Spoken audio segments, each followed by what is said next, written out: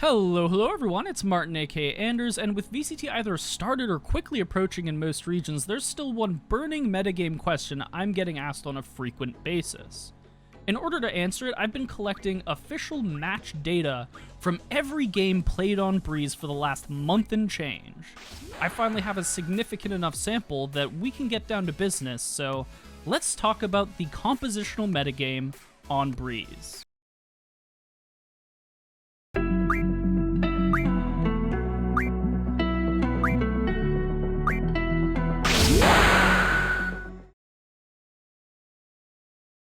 Breeze as a map is a little bit of a finicky beast. A lot of professional players have pushed out tier lists of their own of which agents they think are particularly strong, but when we shift over to competitive play, I think the dynamics change fairly significantly, and a lot of those tier lists aren't as transferable as we'd like. To give us some real hard and fast evidence, I've collected stats from matches in North America, Europe, Thailand, and everywhere in between, so we can get down to the real nitty-gritty of it. What does this map look like when played at the highest levels?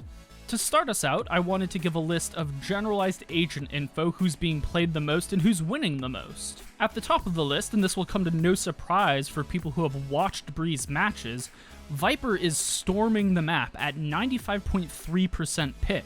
Her non-mirror win rate in matches where one team had a Viper and the other didn't sags at only 48.8%, but with her having an over 95% play rate, the sample that is representative of that non-mirror pool is extremely small. So small that it's going to be subject to some extreme biases, meaning that 48.8 isn't necessarily something we should dive into. Going down one more notch on the list, we have Jet at 86% pick rate, and an interesting situation where she boasts the lowest non-mirror win rate of any agent on this list at an abysmal 42% flat.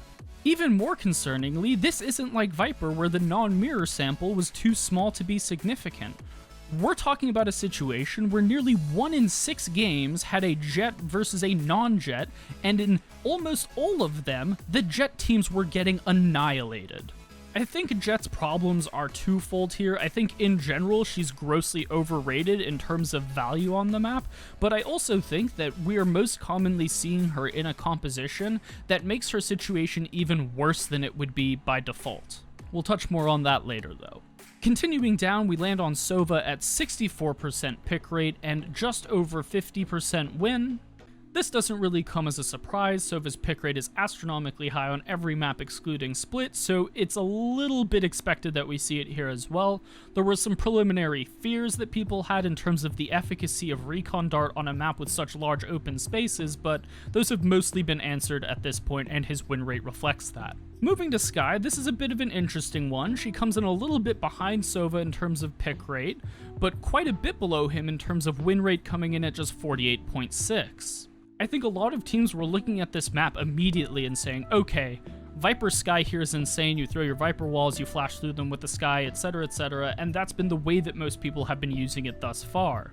And while that certainly gives you a great attacker side, and Trailblazer gives you some decent early control of elbow or shop in A main, I think the more broad concept of spam flashing through Viper walls is less effective on this map than we want it to be. Even at the highest levels of play that I've been watching, the frequency with which you're seeing team flashes come out is extremely concerning. That will probably be one of the top 3 things that I personally keep an eye on with this map, because teams are going to have to get extremely comfortable with Skye fast if they want to be able to consistently convert with her. Moving on to Sage, one of the other extremely high pick rate agents on this map at 59.3%, and coming in very similarly to Skye at 48.8% non-mirror win. I think Sage's problem right now has nothing to do with her being bad on the map in any sense of the phrase. I think it mostly has to do with the fact that she's being chronically underutilized and slotted into compositions that don't make sense with the style of play she tries to bring. Again, we'll get into that more when we start looking at compositions. Moving on, we have Reyna at 40.7% pick and 46.6% non-mirror win, the worst of any flash-wielding duelist, despite the fact that I personally rate her as probably the best flash on this map.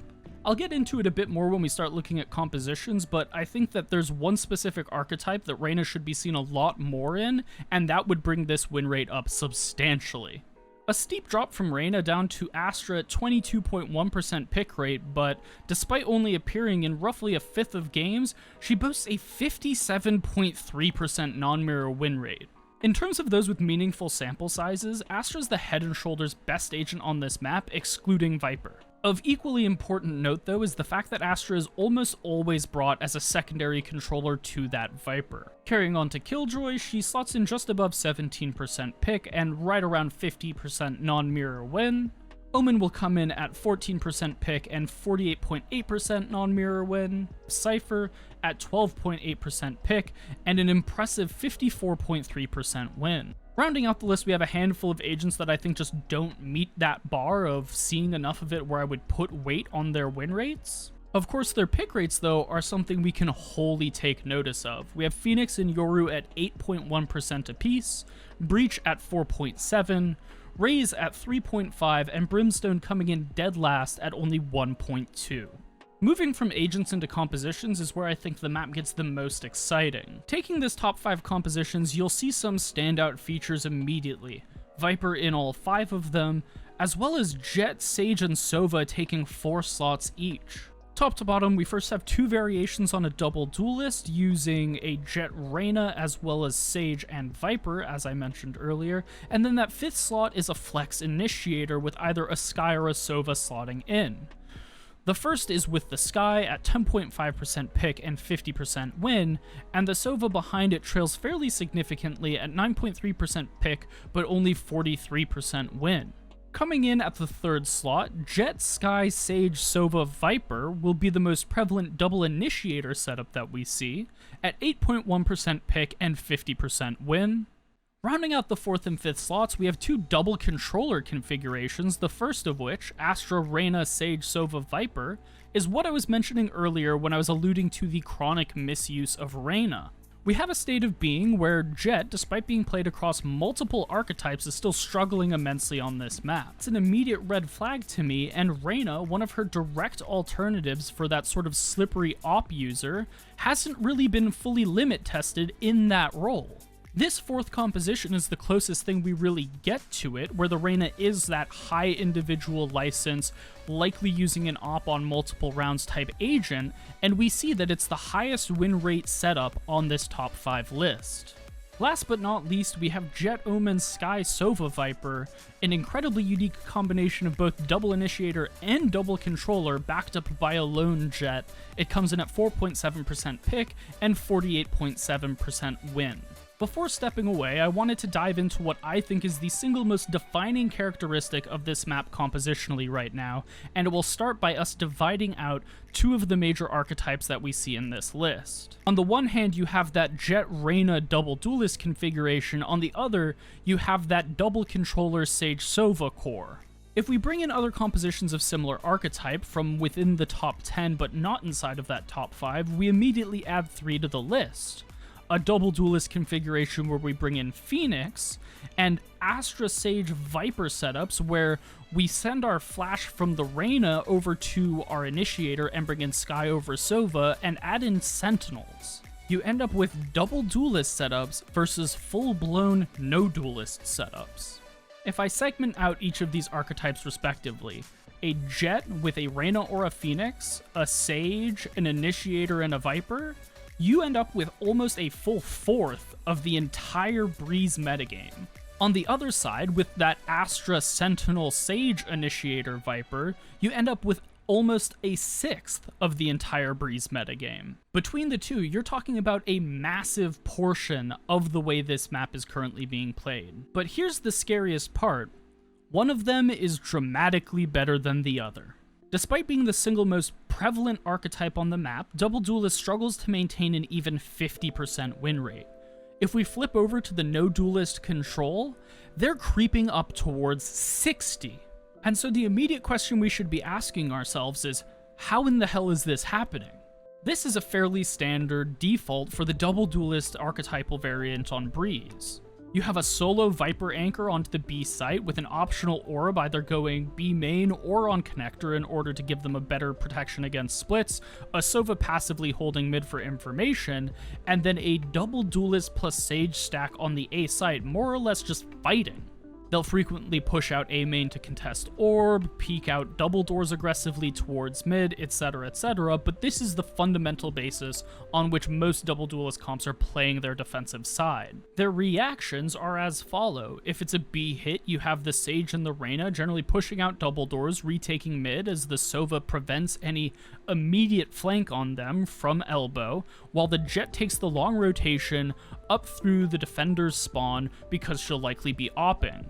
If it's an A hit, you have Sova immediately going towards switch or bridge, and you have the Viper playing a late lurk role looking for a flank on the attackers, really choosing her path as she will. The core issue with this defense, and it's one that this composition doesn't shore up easily, is that it fundamentally lacks the ability to have consistent halls control while still contesting sites well. If we flip over to one of the Sentinel control variations, you can see how much easier it is to just set up an entrenched defense. Passive information tools to lock down halls, better bolstering for your on-site anchors as Astra Stars allow the Viper and Sage to just get so much more value.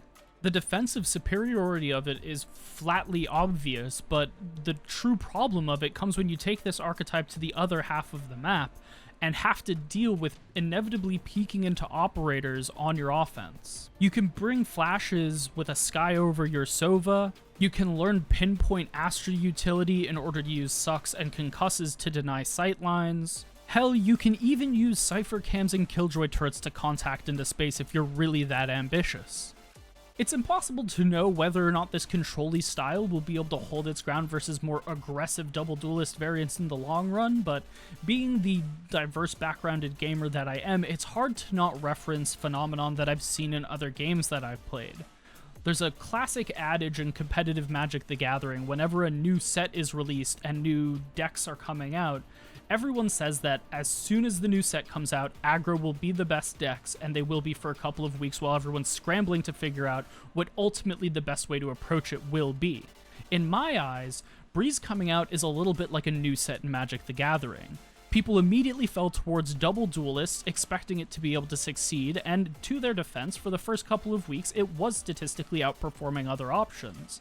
I think at this point, these defensive compositions finding the success that they are is reflective of a maturation of the overall metagame for this map, and it will only be forward from here. Per the usual, if you guys are enjoying my content, you can find me all across the internet at AnderzzTV on Twitter, Instagram, Twitch. You know where to find me. And as always, thank you so much for watching, and I will see you in the next one.